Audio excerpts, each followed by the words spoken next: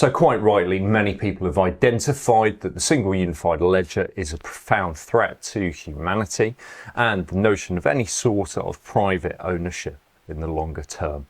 Therefore, what can we actually do to reject it? What can we do to stall it? What can we do to actually remain off ledger?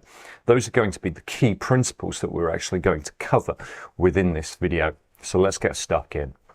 Now, first up, the absolute cornerstone of this entire tokenization project is having an interoperable digital ID system. Now, digital ID is being rolled out across the developed world and across the developing world at scale. Now, we've already looked in various videos at how this is taking place in both the UK and the US. But you've got to remember here that this is an interoperable system which provides that unique identifier that can then be used to actually use across these different ledgers, because a single unified ledger takes existing ledgers and unifies them. It's really as simple as that, okay? So that's the base concept within all of this. Now, the BIS doesn't explicitly refer to digital ID, but of course we're seeing this rollout take place at the same time in the background. All of this monetary architecture is changing profoundly, and it is not being discussed within the media whatsoever. So we've got to understand the importance of digital ID in maintaining this robust system for compliance and ID facilitation across all these different ledgers, unified by that single ledger. So we want to stop digital ID reaching that critical mass. So being aware of the insidious and deceptive practices that are being utilized by governments is absolutely key. Now, of course, they will use carrots here of efficiency and incentives, but the rollout is gradual for the moment. Here, they've been targeting company directors. They've also been targeting military veterans, and they will continue to expand the pool gradually as they onboard more and more people. Next thing to consider is really a psychological state. They want us to be in a state of negativity, and fear and hopelessness. And those low vibrational states don't help us at all. And they know that. They want us to not think clearly. We've got to make sure that we actually manage our psychological state very carefully, and that we take time to really look after our own mental health so that we can actually move towards empowering ourselves. I think the work here of Dr. David Hawkins is very significant. So he identified this map of consciousness where essentially the positive empowering consciousness states that mankind can actually exist in take place beyond the 200 level. So first things first really there is to move into a state of courage. That courage then builds that can-do approach, that desire to actually say, no, I'm going to get on with this. I realize that over progressive generations, we've been de-skilled systematically. And we've therefore got to actually upskill ourselves. So it can be as simple as looking at growing your own vegetables, food preservation, anything that actually moves you into more of a can-do approach here is going to be significant. Now, if you then start to experience success, then that, of course, then breeds optimism, and it breeds skills that can then be shared with your children, with your grandchildren, and so on. Now, I believe that's absolutely foundational to any hope that humankind has in the future. We've got to upskill ourselves. And we'll talk more about that a little later. In addition to that, society, of course, has been deliberately atomized. We've got to try and break down that deliberate breakup of society and division that has been created. So we've really got to actually invest in our communities and set the example and really just be the change that we want to see in the world. So let's move on to consider assets outside the ledger, because I think it's worth taking preemptive action here. We know the pilots that are taking place are looking, of course, at tokenized deposits, looking at tokenizing the remortgaging process.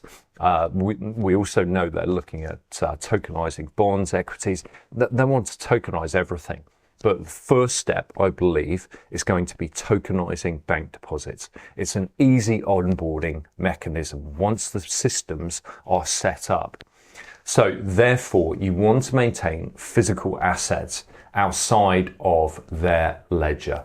Now, how can you do that? Well, of course, you've got precious metals as obvious out. Now, of course, they're ID verifying all of this, but nonetheless, they're difficult to track, difficult to trace, and they offer that fungibility, that privacy that you cannot have with normal bank deposits. Okay, so money taken out of your bank account, savings account, and so on, your money market mutual funds, whatever they may be, all helps to actually reduce your footprint within that system. In addition to that, it's crucial we all use cash as much as possible, because maintaining cash and a demand for cash helps to actually ensure that they can't just get rid of cash immediately. So, of course, they're looking to gradually remove that from the system. So we've got to work against that, and maintaining a physical holding of cash is obviously significant there. Now, if you know what you're talking about in certain sectors, you could also look at potentially antiques and collectibles. So that could be vintage cars, for instance, and you can think outside of the box here. We know also that they're targeting certain asset classes or certain physical goods which are very, very helpful to society. So, for instance, in this country, wood-burning stoves are being targeted for their CO2 emissions. Now, you can quite possibly imagine a situation where the value of such wood-burning stoves in the future becomes increasingly valuable. That also provides an opportunity not to pay as much tax, because energy bills in this country are also used as another form of taxation. Other points to consider here: there can be a lack of liquidity within certain markets when it comes to collectibles and antiques. You've also got to think about how easily assets can be transferred across borders if the case may arise. We've seen recently in Italy and China, they're trying to formalize gold holdings by incentivizing the declaration of those by offering lower tax breaks on them and so on.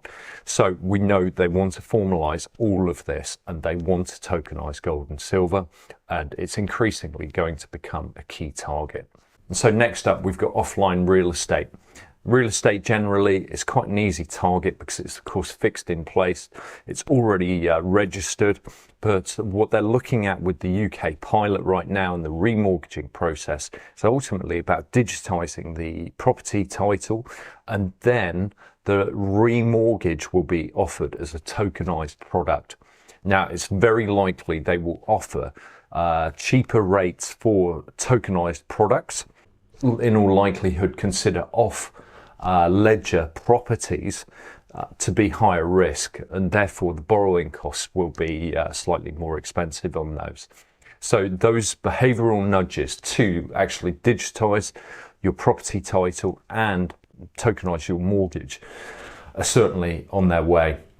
Therefore, if you can get yourself into a state where you can actually pay back the mortgage debt, they don't want you to do this, of course, because it reduces the actual collateral that's in the system, because mortgage debt is one of the key elements which actually backs up the entire debt-based Ponzi system.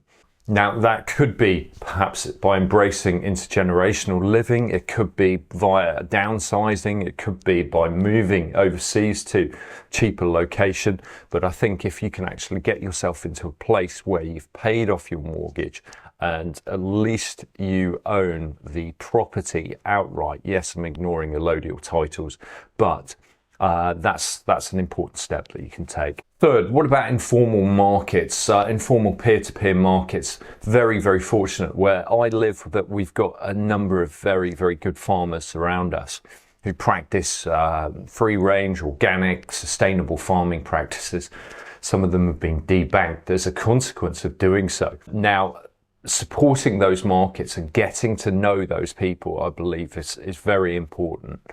They may well share the same sort of mindset as you, and that can be very, very helpful just in terms of ensuring that you've got a food supply which is outside of the conventional system. But you can take that further. You could possibly look at private loans as well, where you're actually borrowing from family or friends and pooling money together to actually remove your reliance on mortgages, as we just previously discussed.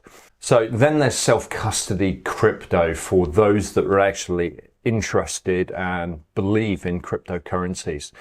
Now, recently Larry Fink has said that there is $4.1 trillion in digital wallets around the world.